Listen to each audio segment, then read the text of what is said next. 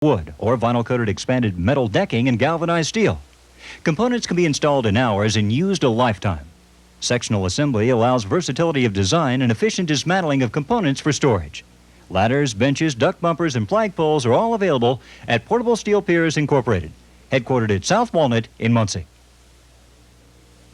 Central Bank and Trust of Delaware County, a full-service bank providing savings accounts, investment programs, trust funds, and loans. Central Bank and Trust, serving your needs with locations in Muncie, Gaston, and Daleville, plus the 24-hour bank machines. Central Bank and Trust, directing the path to your financial future since 1903.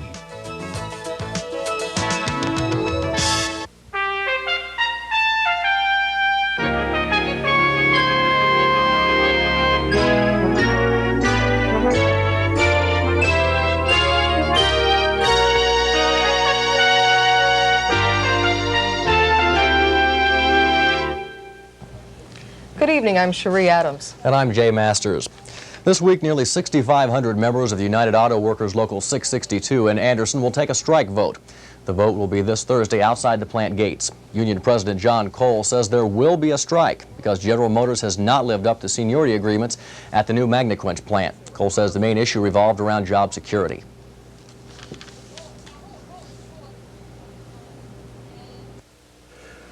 We're seeing a constant erosion of jobs in Anderson, Indiana. For example, we've had hundreds and hundreds and hundreds of our members retire, but very few people replacing those retirees.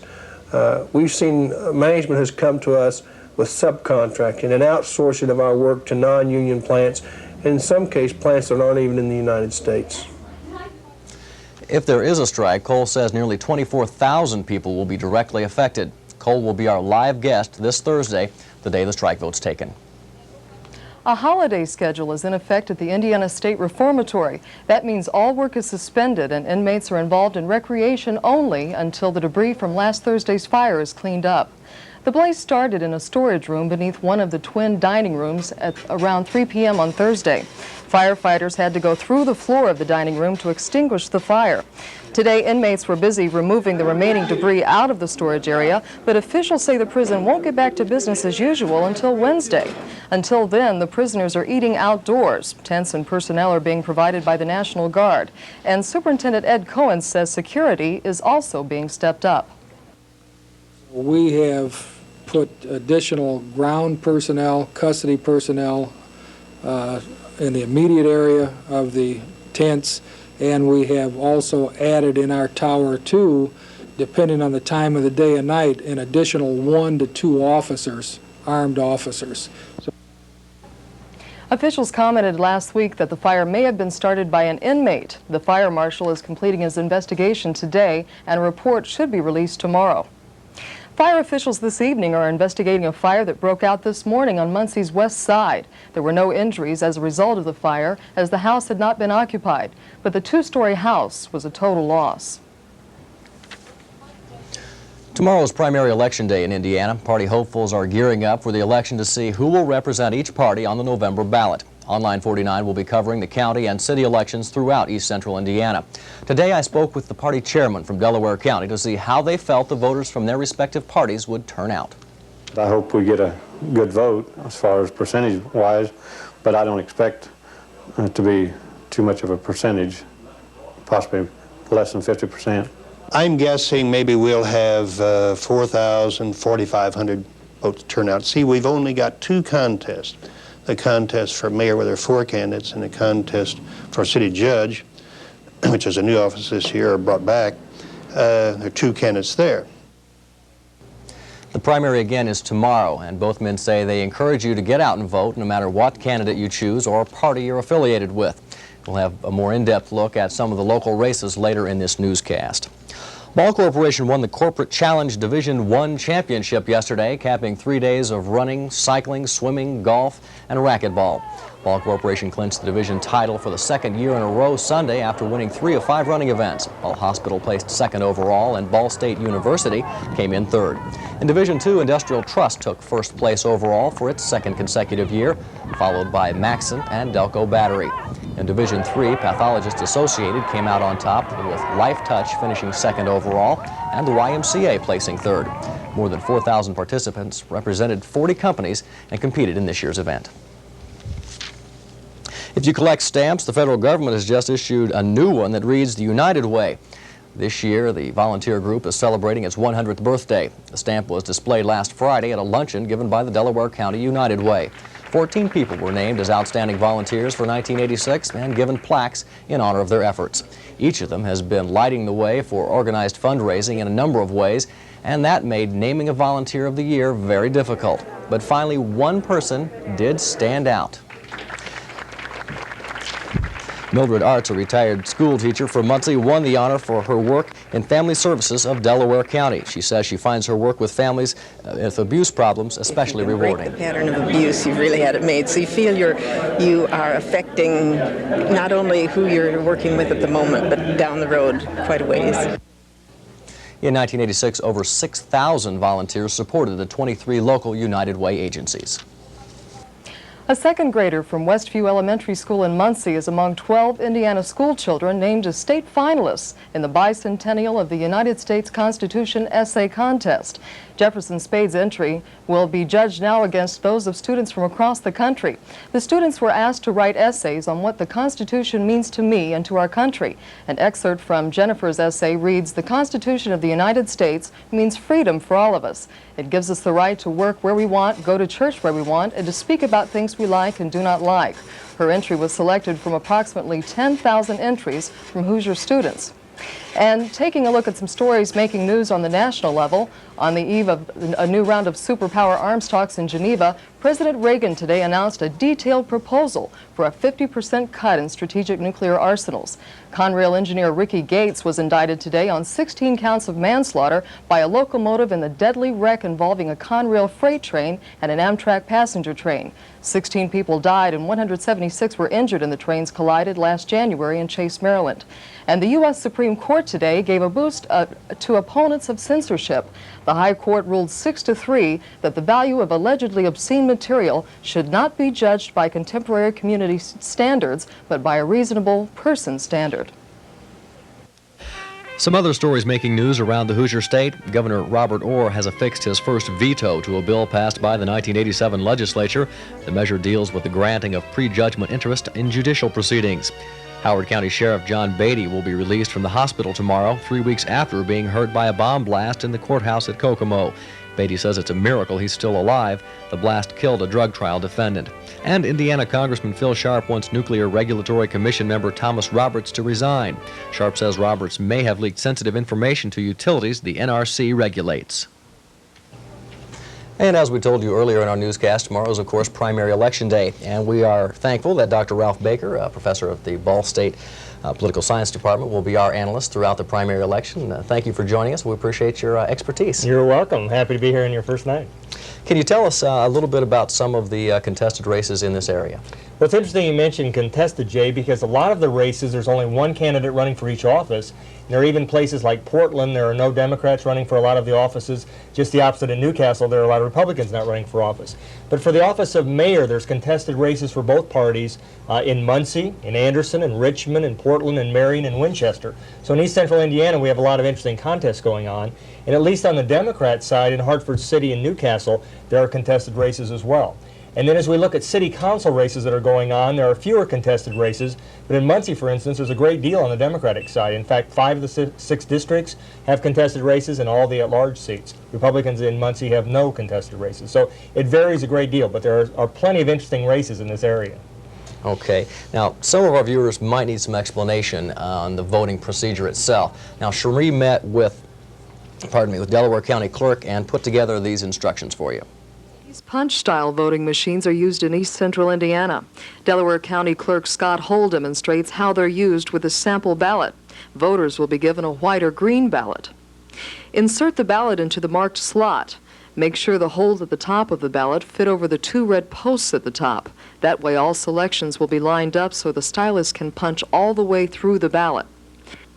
After making your selection, insert the stylus all the way through the card.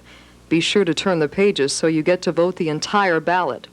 To ensure that your selections remain private, remove the ballot and put it in the envelope provided with the ballot. Then give it to an election judge. He or she will tear off the top part and give it to you. For those who got permission to vote during working hours, this is proof that you voted. Ralph, we're going to put you on the spot here. Could you pull out your crystal ball and give us some projections? Well, I'll try to play expert. I just heard the other day an expert is someone who's away from home, talks fast, and uses numbers, but I'll try my best. For the mayor's race here in Muncie, a couple of very interesting contests. Two, a former mayor, Bob Cunningham, challenging the incumbent mayor, Jim Carey. I would predict that Jim Carey will win that with 55 or 65% of the vote. He's kind of like another Irish politician that we have in Washington that has the ability to tell people that things are getting better and improving, and I think that will win for him. On the Republican side, a very interesting race. There's been a change of the county chairman. The party, I think, has ebbed. It's in some disarray. There are 4 candidates. The projections are no more than 4,000 votes, so 1,200, 1,300 votes will win that. I predict a woman will win that race, and if you really pin me down, I think Phyllis Marlowe will win it. She's had a track record of winning a race once before. City judge races are interesting in Muncie. There are young lawyers running on each side with one exception. There's one Democrat, William Elliott, who's not a lawyer. On the Democrat side, I would predict a woman will win that race, and I won't get any more specific than that. City council races, Elmer Cox in the 1st District used to be the city councilman there. He's running against a strong field on the Democrat side. I'll predict that he'll win that. There's races other places. That one incumbent, I think, will lose, Philip Swearingen. There's a lot of talk that in the 3rd District he will lose that to F. Cliff Johnson. Another interesting race in the 4th District, Dorothea Bump and Mark Thomas. They've both been city councilmen. Dorothea took over for her deceased husband. I would give that nod just slightly to Bump. McIntosh, I would guess, would win in the 6th. She's an incumbent. The Republicans, of course, there's no contest, so I don't have to pick those. On the at-large for the Democrats, I would say 2 incumbents will win, John Rust and Mary Chambers. Rust led the ticket 4 years ago. I would say, however, that either Etta Alexander or the incumbent William Schroyer will win the other city councilman race. In Richmond, there are some interesting races going on, particularly for mayor. The incumbent, Frank Walterman, is a Democrat. I would pick that he would win. He'll probably be opposed by Kenneth Miller. In Anderson, another interesting race, Otis Cox is running on the Democrat side for mayor. He's a former state auditor. I think he'll win in a close race there and be opposed by William Hardcare. He is replacing the Republican incumbent there. In Portland, there's an incumbent on the Republican side, Luganbill. I predict he'll win tomorrow, and he'll probably face Richard Aker, who is the Democrat challenger. I would pick to win in that race. There's going to be a lot of very interesting races, and these predictions, I hope no one goes out and bets a lot of money on them. Okay, and you'll be back a little bit later in this week, and we'll talk with you a little bit more. Perhaps we'll see how good of a prognosticator you are. Good, at least if I have the courage to come back. Okay. Thank you very much, Ralph. The New York Stock Exchange closed up today. The industrials closed the day at 198.52, up 0.69. And here's how some stocks of local interest fared today. Ball Corp closed at 41 5/8, up a quarter. Borg Warner closed at 47 1/2, unchanged. Chrysler closed at 40, that's up a half. Eli Lilly closed at 92 7/8, up 7/8. General Motors closed at 91 1/8, that's down 3/8. Marsh was unchanged at 19 1/4.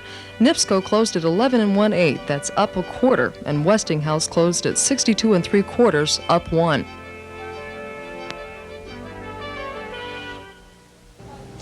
Normally at this time on Mondays, we will be presenting to you a feature we call Hometown, but due to special circumstances, we are altering our regular format a little bit tonight.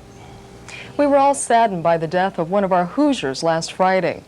He had an unusual hobby, and that's what drew us to his home in April. Now we'd like to take this time to pay tribute to Ansel Toney.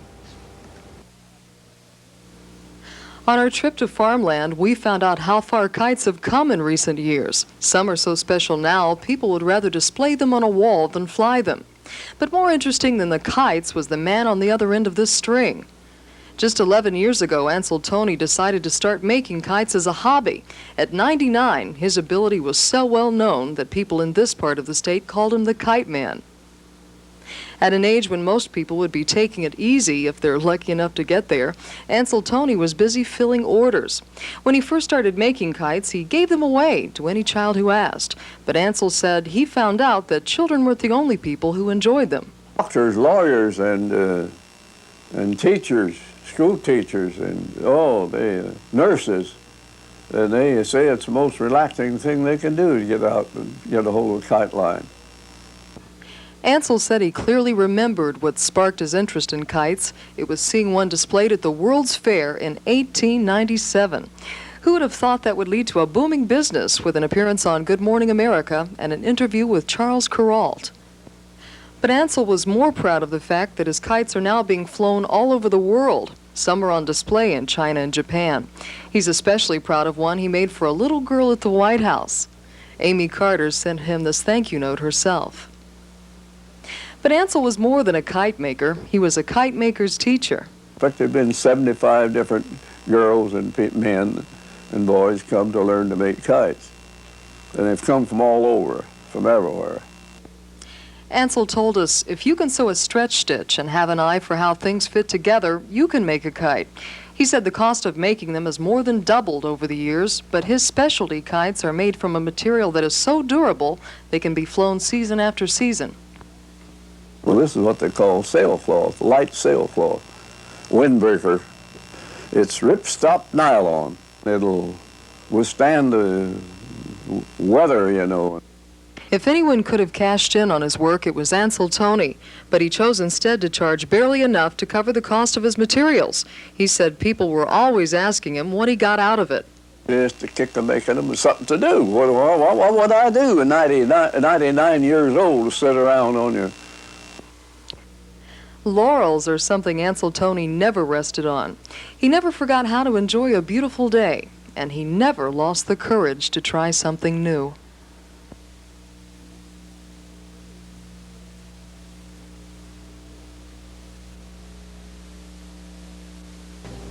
Cherie will have a look at our forecast next, but first here's a look at how our commodities did in trading today.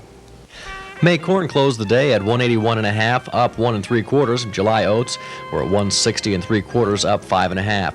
May beans closed up 7 1/4 at 542.5, while July wheat was at 285, that's up 1.5. June cattle 68.07, up 72.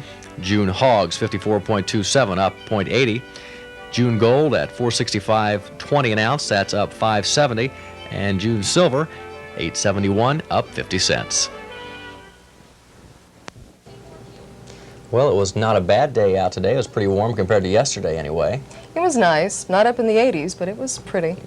The temperature right now in Muncie is 63 degrees under fair skies. The winds are out of the northeast at 18 to 20 miles per hour. Our barometric pressure is standing at 30.30 and steady. Today's high got up to 67 degrees. Today's low was down to 42 degrees. The record high for today was 85 degrees, set back in 1949 and 1959. The record low 20 degrees, set back in 1936. And checking some temperatures around the state at this hour. Right now it's 65 degrees in Indianapolis. Evansville is reporting 71 degrees. In Fort Wayne it's 59. South Bend has 62 degrees and it's 65 in Terre Haute. And taking a look at our forecast for tonight, look for clear and cold weather with some frost likely. Our low tonight should dip down to around 35 degrees. Tomorrow sunny and cool with highs in the low 60s.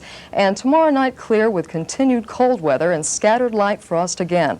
Our lows tomorrow night should be in the mid to upper 30s. In our extended forecast for the next 3 days, look for varying cool weather Thursday and Friday with variable cloudiness and continued cool weather Saturday. Our highs should be in the middle 60s and the lower 70s, and our lows in the 40s. So not a bad weather outlook for this time of year. Pretty normal, I'd say. Not too bad. Not too bad. Well, the Ball State football team didn't look too bad yesterday. In fact, Ball State University football team wrapped up its spring practices yesterday with an annual Cardinal and White game. On its first possession, the White team scored a 23-yard field goal by James Merrill. The Cardinal team was unable to move the ball on its first possession, and after a punt, the White squad moved in for a second field of the goal of the game, this one a 30-yarder by Merrill. The Cardinal team was able to move the ball on its second possession. Here, quarterback Wade Kosakowski tosses a long one for a first down, but that team never scored. And this 76-yard pass from White quarterback David Riley to Bill Keskerke was good for the game's first touchdown. Head coach Paul Shudell told me today that he was a little bit surprised by what he saw. I think the biggest surprise was I didn't think that the one team would throw for quite as many yards as we did. For David Riley threw for 356 yards, which was really quite a day for him. And we had limited the defenses and the offenses to a certain extent, but I thought I was very pleased with that and the overall excitement of the game, and we were just, pleased with the day. Oh, here I am. Ball State had a total of 27 lettermen returning this year, including 15 starters from last year's squad. Well, speaking of football, former Purdue football coach Leon Burtonette is now an assistant with the Indianapolis Colts. The NFL team today hired Burtonette to coach running backs. Ironically, he will answer to head coach Ron Meyer, who at one time was considered a leading contender to replace Burtonette while he was at Purdue. Burtonette resigned under pressure last fall as the Boilermaker head coach. The Indiana Pacers concluded their season Friday night. Atlanta beat the Pacers 101-97 at Market Square Arena to eliminate the Pacers from the NBA playoff series. Chuck Person was high scorer for the Pacers. He had 40 points on the night. Vern Fleming added 17 for the Pacer cause. Dominique Wilkes made the key play with less than 2 minutes to go. He stole the ball from Chuck Person, drawing a foul, and he hit both free throws to put the Hawks ahead for good in that game. Well, this week's ratings for the Indiana girls high school softball teams were released today. Harrison High in Lafayette is at the top of the list. Second is claimed by Greenfield, with Warren Central in the number 3 spot. Belmont is 4th, and Merrill placed 5th. The only local school to make the top 20 was Shenandoah. They placed 18th. Dennis Firestone was had the fastest speed at the Indianapolis Motor Speedway so far today. He was clocked at 209 miles an hour. The gates opened for the first day of practice at the Indianapolis Motor Speedway Saturday morning. These are just a few of the scenes from the opening day festivities. 19 cars took the track on opening day. The fastest lap was recorded by Michael Andretti, who had a top speed of over 210 miles an hour. Yesterday, Pancho Carter escaped unharmed after a spectacular accident, which started in turn 3 and ended up with the car upside down in the middle of turn 4. The top speed Sunday was turned in by Mario Andretti with a lap at over 213 miles an hour. That's the top speed so far at the track this season. Practice continues through Friday. The first day of time trials for the 71st running of the race is next Saturday. In case you can't be there, Online 49 will be on hand to cover the action for you. And finally, in sports, the Ball State baseball team split 2 doubleheaders with Bowling Green this weekend. Ball State won both games in the Saturday game, both the Saturday games, and Bowling Green came back and took both of the Sunday games, and it was very cold yesterday. The scores from yesterday's game: Bowling Green 4, Ball State 2 in the first game. In the second game, it was Bowling Green 11 and Ball State 7. So not a good weekend for the Ball State baseball team, considering that Bowling Green was behind them in the standings and should have been able to handle Bowling Green fairly handily. But better things we can hope for. Yes, we can. Right now, we're going to take a moment, and we're going to introduce Dr. Ronald Laux, who is going to join us every Monday at this time for Healthline, and he's going to talk to us about all types of health-related issues. And what have you got for us today, Doctor? Well, if you've been outside much during the past few days, you'll notice that the sun's rays are becoming more direct. This brings on a lot of sun-related problems that will arise both acutely and over a long period of time. Everyone's probably had a sunburn at some time in their life, and this is because the ultraviolet rays of the sun damage the skin acutely. Sunburns can vary from being just mild redness of the skin to severe blistering. The chronic problems you run into with a lot of sun exposure over the years, it does increase the risk of developing skin cancer. You'll have a lot of loss of the elastic fibers in the skin that are responsible for keeping the skin tight and not looking like it belongs to someone else. Okay, we're just about out of time. What can we do to avoid the hazards of too much sun on the skin? The best way to do that is to use a good sunscreen.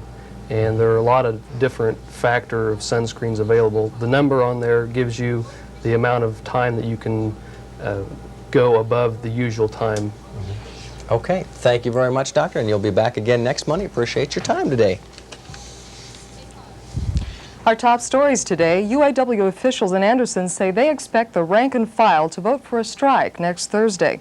And officials at Pendleton Reformatory say their regular routine has been broken up due to a fire that occurred there last Thursday. We'll be back for a final look at the news after this. Online 49 is made possible in part by grants from the following businesses. In 1895, it was P.K. Morrison. Today, Morrison Gallagher Insurance, a landmark Muncie firm with a contemporary approach to underwriting insurance. To provide custom coverage for businesses, industries, and individuals, Morrison Gallagher uses the resources of its national ISU Answer Line network. Combining this research information with local service, Morrison Gallagher assists clients in designing insurance programs. Morrison Gallagher, independent insurance agents, located in their historic downtown offices.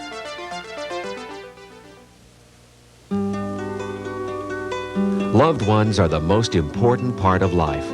That's why a time of death is always a painful experience. The staff at Parson Mortuary can assist in making arrangements and can provide support and professional counseling at this difficult time. A library of reference material as well as the staff at Parson Mortuary are always available to answer questions. Parson Mortuary, meeting people's needs today. The Flamingo Restaurant and Lounge has been redecorated. Hosts Jema and Monty Kiesling have provided an atmosphere for gracious dining, from breakfast to dinner, with daily specials. Fridays and Saturdays are music and dance nights, with Rick Elliott on the piano and Monty on the sax.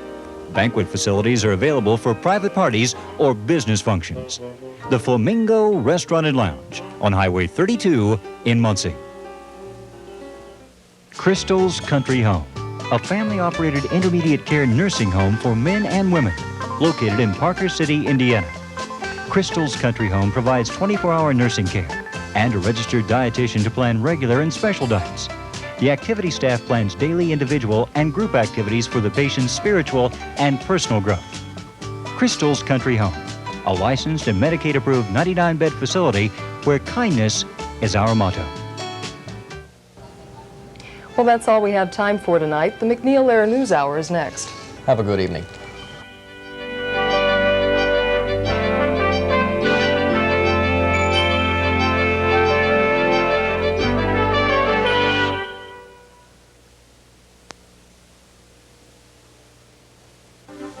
Next on Nova. As I was running down the beach, I noticed material glinting between high and low water in the early morning sun. I realized that I was running in human excrement, that the beach from high to low water for miles down there were covered with raw sewage. Every day in this country, cities and towns are discharging billions of gallons of wastewater into the marine environment. How dangerous is the waste we pour into the sea? Over the past 20 years, in the Northern Hemisphere, there has developed what I call the Cousteau mystique. The oceans are sacrosanct. I argue even hazardous waste can be put into the oceans without an unacceptable impact if you put them far enough out. Will we find solutions in time to save a natural resource vital to our survival? Are you swimming in a sewer? That's next time on Nova. Tuesday at 8 p.m. on Channel 49. From Ball State University, WIPB Muncie.